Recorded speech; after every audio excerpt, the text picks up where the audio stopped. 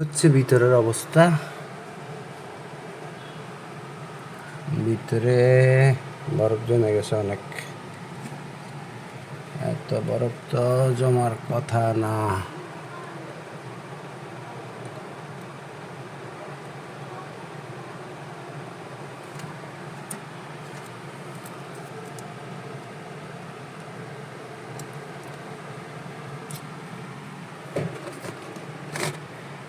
নিচেও তো ঠান্ডা কম হয় না? নিচে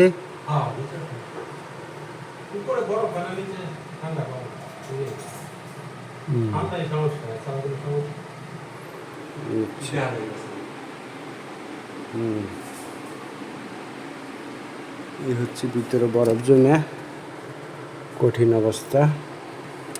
বোঝা যাচ্ছে হিটার কাজ করতেছে কিন্তু অ্যাকুরেট কাজ করে না।